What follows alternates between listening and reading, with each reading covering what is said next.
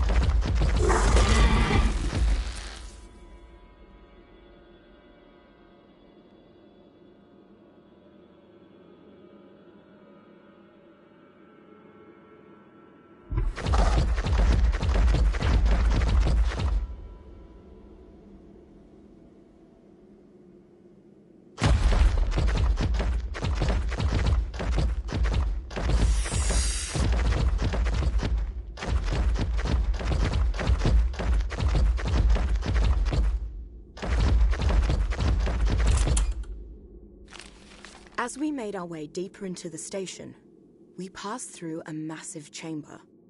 It was so vast that I couldn't see the bottom of it from the bridge we were on. Yet it was packed full. From wall to wall, it was filled with specimen tubes, each containing creatures, fetuses, or eggs. I knew from the holograms that I'd seen on the island's control center that each station created its own creatures. But I'd never seen where the process actually occurred. There were specimens for every creature that lived on the station, from dinosaurs to huge alien-looking monsters. I would have loved to get more data from the room's consoles, but, you know, after reading that aloud, I think Mayin was right. That idea really does sound stupid and dangerous. Good call.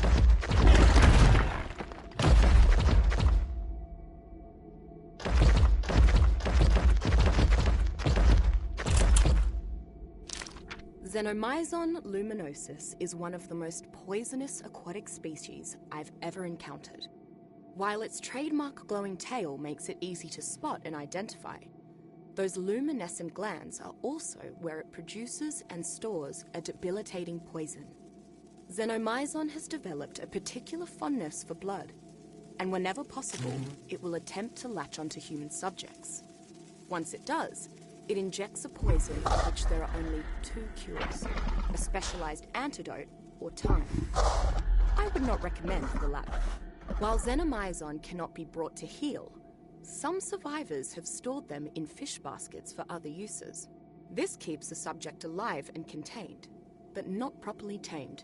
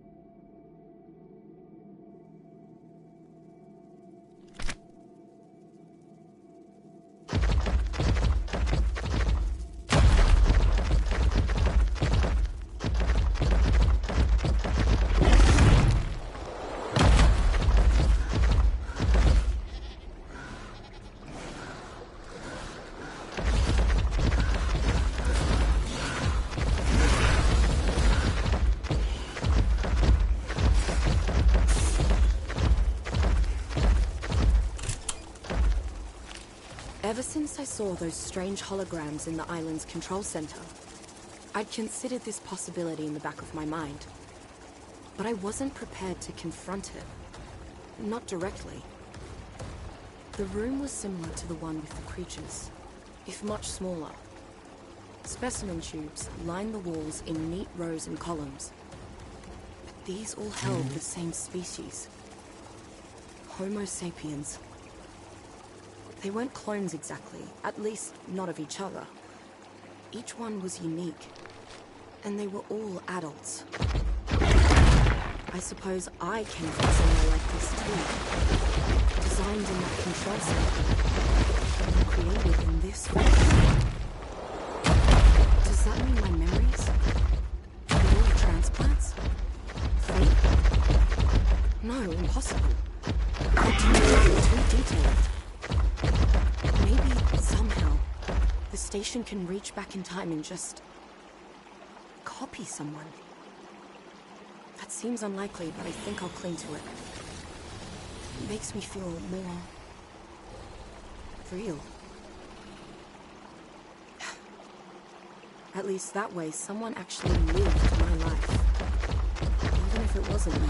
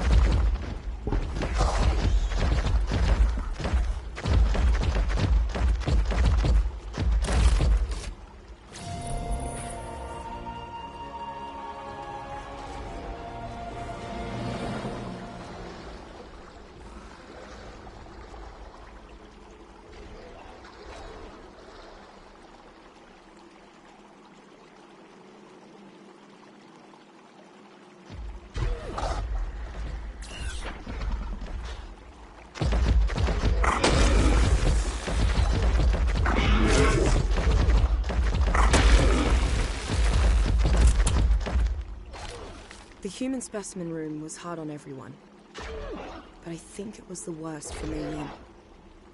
She's gone completely silent, trudging behind Santiago, acting like an armored zombie.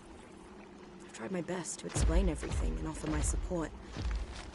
I'm not sure I helped. When I think about it, it's incredible that she's made it this far with her sanity intact. In her time, they were nearly 7 centuries away from inventing bloody gunpowder.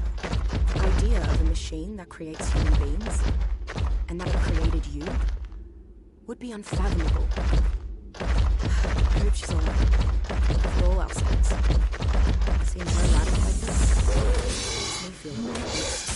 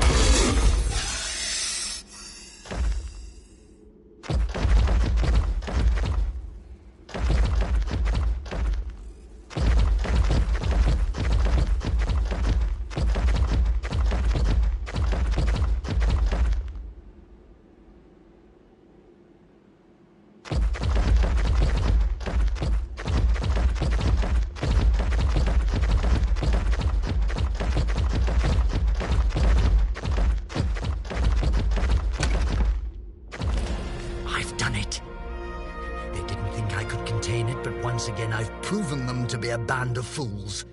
At last, I have obtained samples of molten Edmundium in its rawest, undiluted form. I must be judicious with it. I could only create 2 containment pods for collecting samples, and I may not be able to convince the Council to let me return to these caverns to gather a second batch. This will have to be enough. No matter. I have been making miracles with primitive supplies and dim-witted assistants for years. Any sample size at all is enough for Sir Edmund Rockwell.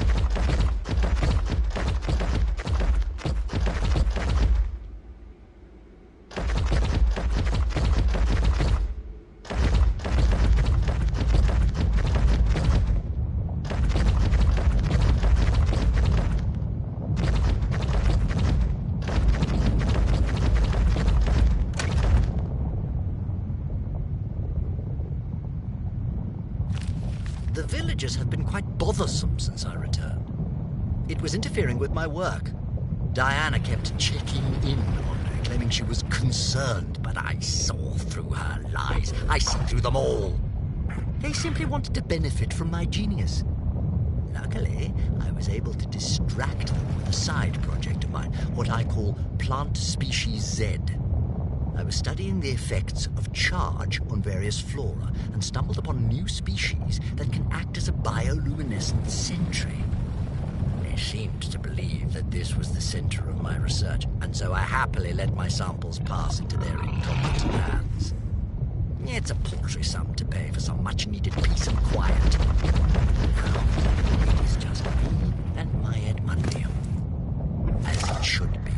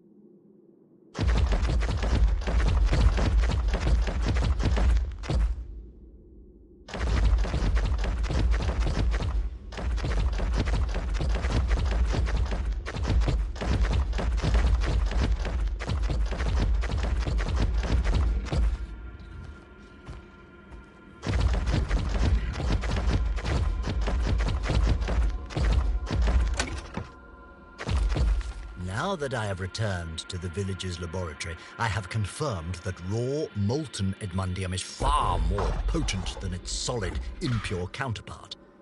Of course, I'm the only one that sees it. The closed-minded lackwits here that dare to call themselves scientists refuse to get close to it. They claim it will make me sick. Rubbish!